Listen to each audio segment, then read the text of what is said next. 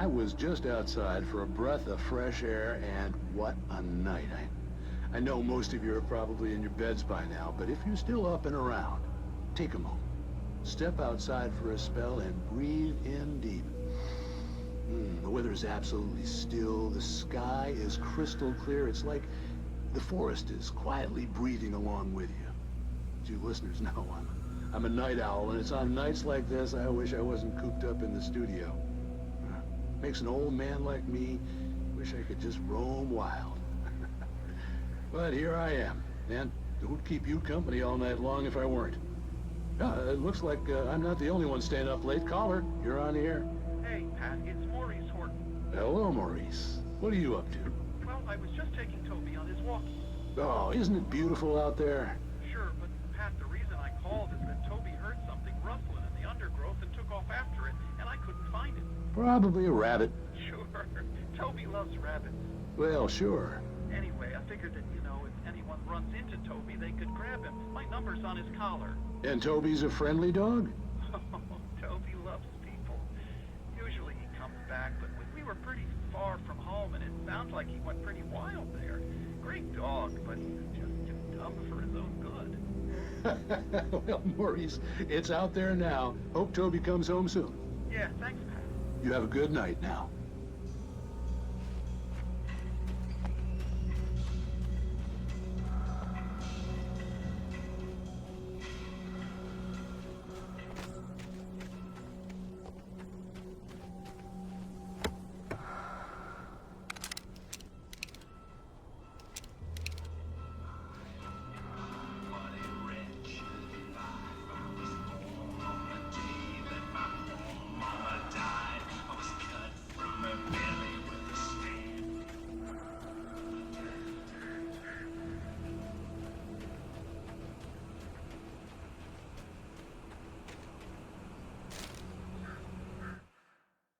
At first, I kept finding the pages as if by accident. The book I couldn't remember was either a terrible and true prophecy or an act of creation that had rewritten the world. I began to hunt the pages feverishly, for they held the answer to the mystery. With it, I could save myself. With it, I could save Alice.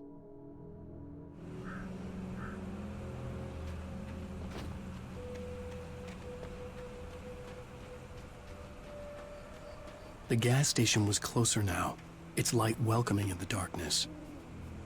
Paul makes the best dogs in the street.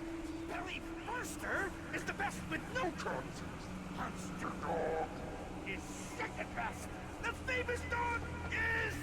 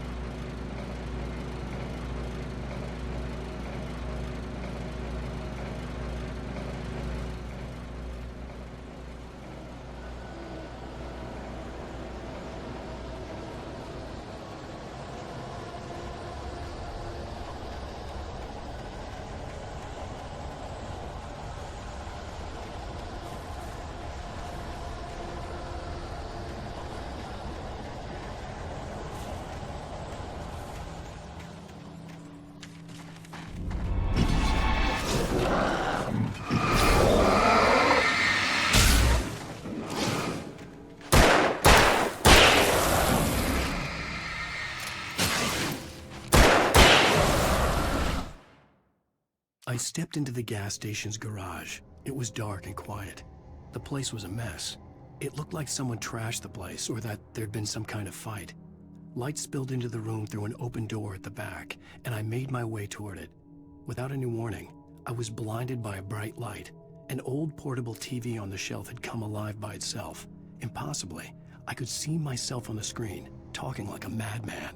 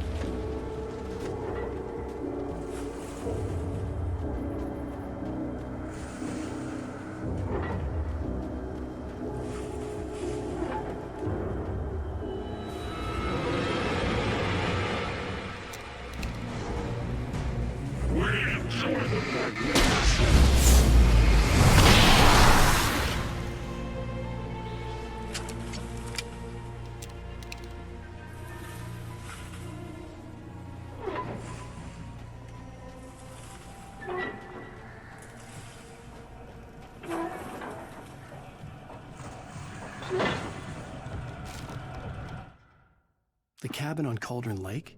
she asked. The sheriff looked at me suspiciously. The early morning light flooded through the office windows.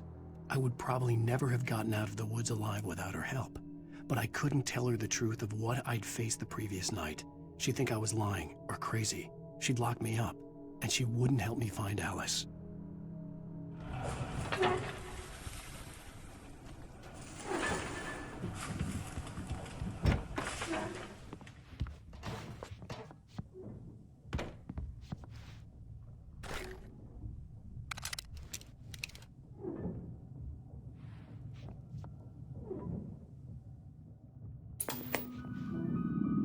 Science.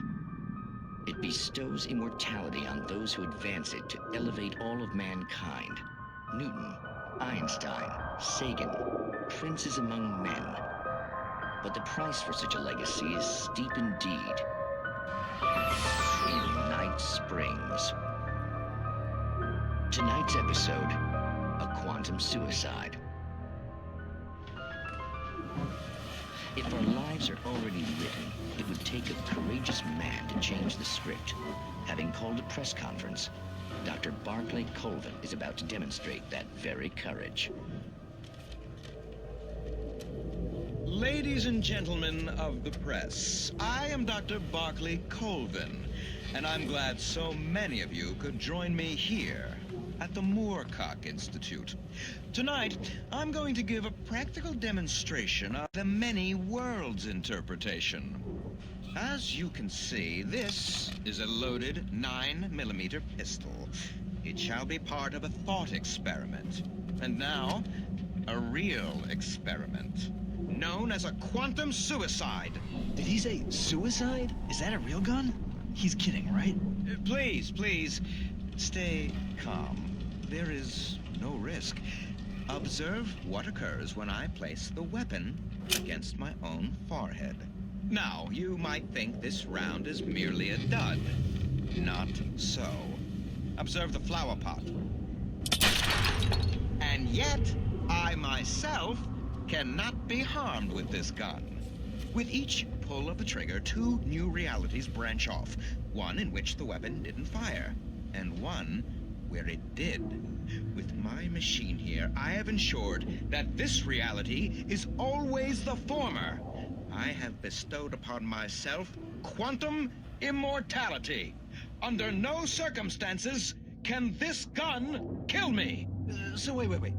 What you're saying is that every time you pull the trigger, in another reality, you die? Yes, of course, but that's completely trivial. There's an infinite number of things that could happen at any moment, and they always do happen somewhere. The point is, this one thing did not happen here. You're insane, Colvin. Insane? Insane? Hey, was this thing supposed to be plugged in? I stumbled on it. You fools! Gaze upon quantum immortality.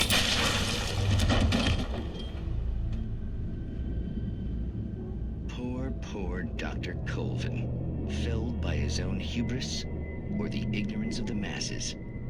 Perhaps he should have left the crate unopened, the decaying atom unobserved. Curiosity often kills the cat in Night Springs.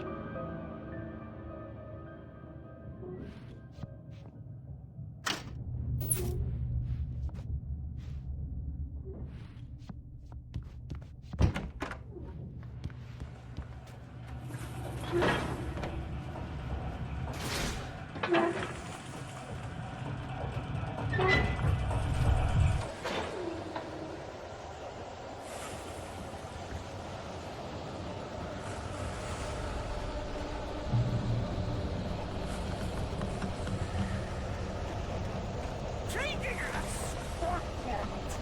Worthy. And simple and as you might think, it can be dangerous. It requires patience.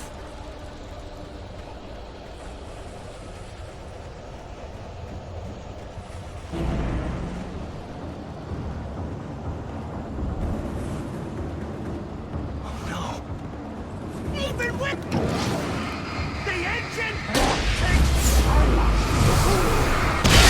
tools in the engine we're moving. Bounce isn't easy and fatal.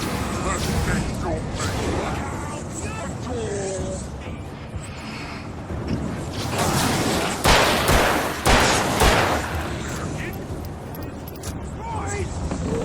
then rent car!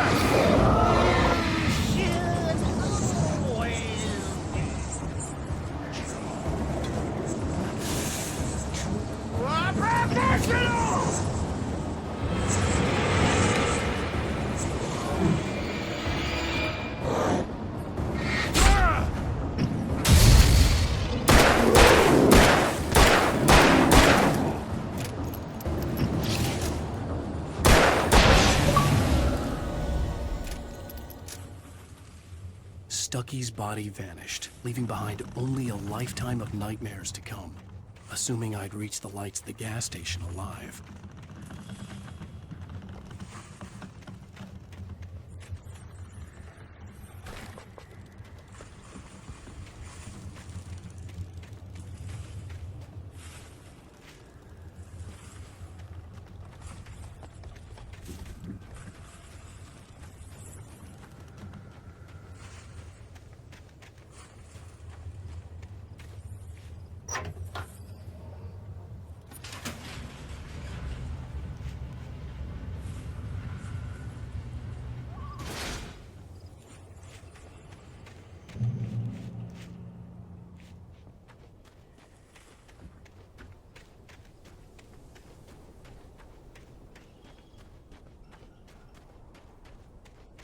I recognized the parade float I had seen in Bright Falls when I first arrived with Alice.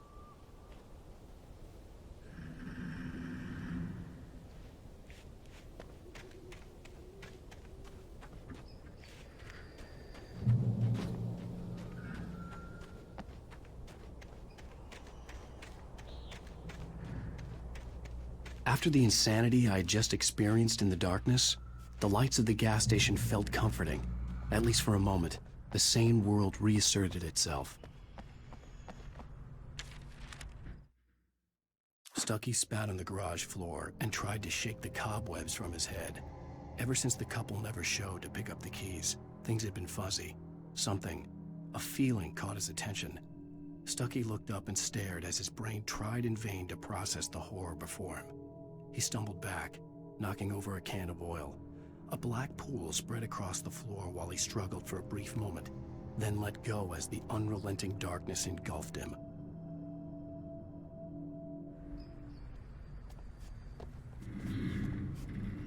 The Deer Fest had been 2 weeks away when we arrived. If the day count on the banner was right, I was missing a whole week between the night we got here and now.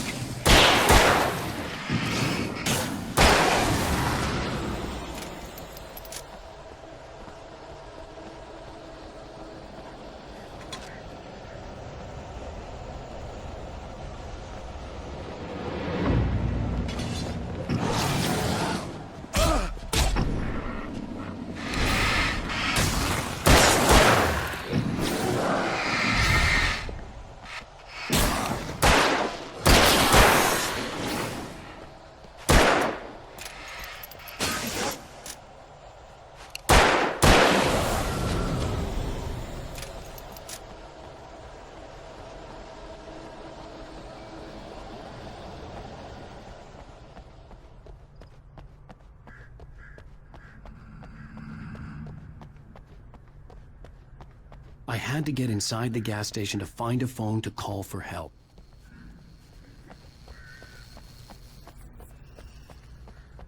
The garage was a mess. It looked like someone had trashed the place, or that there'd been some kind of fight.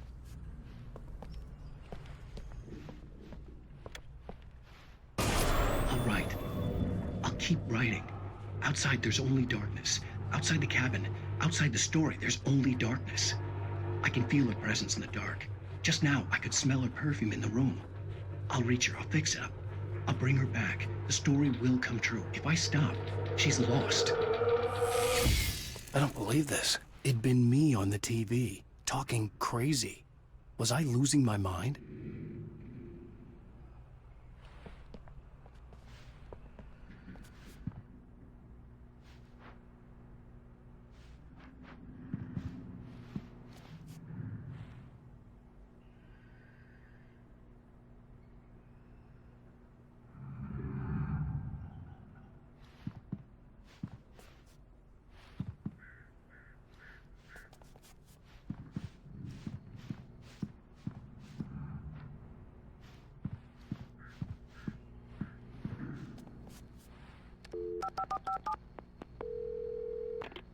Bright Falls Sheriff Station.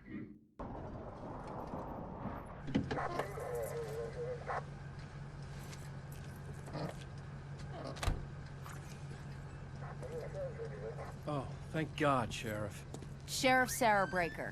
You are... I'm Alan Wake, but listen, I was in a car crash. My wife, Alice, she's missing. Calm down, Mr. Wake. We were staying in a cabin on the island, on Cauldron Lake. There's no island on Cauldron Lake, not since the big eruption in the 70s. Please, I can take you there, okay? You look like you've taken a pretty bad knock to the head. Are you okay? Listen. We'll figure this out. Please get in the car. We'll swing by the lake and then we'll go to the station, okay? Mr. Wake, have you seen Stucky, the guy who owns this place? I realized I couldn't tell her what had happened in the forest. She wouldn't have believed me. And then she wouldn't have helped me with Alice.